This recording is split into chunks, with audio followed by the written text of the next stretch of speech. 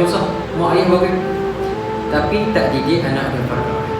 Mari di masyarakat, kita nak melangkah dah masuk syurga ni, nak selangkah lagi masuk syurga, nak langkah aja main ke anak kita, tak lepas untuk soal jawab, tak lepas soal jawab, baru nak langkah anak.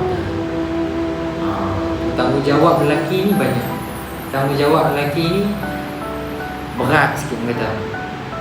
Lelaki ni susah nak masuk syurga, buat wanita senang nak masuk syurga. Wanita cukup senang masuk syurga, lelaki ni cukup susah. Antara dia, walaupun kita baik tarah mana, tak bisa buat dosa, nak tarik kita ke masuk neraka, antaranya anak.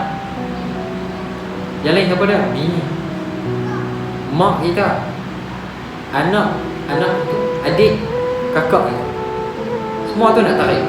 Tak tegur anak keluar, yang pakai ketat, stokin tak pakai, esok tak pakai, ni dah aurat ni.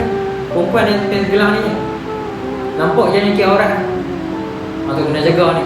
Sebab tu dah ada orang buat halal bilik. Aurat perempuan ni nak tahu mudah, kalau pergi semayang, pakaian dia tu hak mana boleh tengok, hak tu je. Apa dia? Pasal muka dengan pegangan tangan, yang lain semua aurat.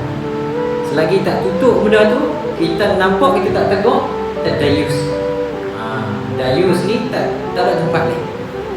Hadis kita, ayah yang dayus, suami yang dayus, azab pedih kat anak. Jadi kena jaga semua orang. Pakai semua.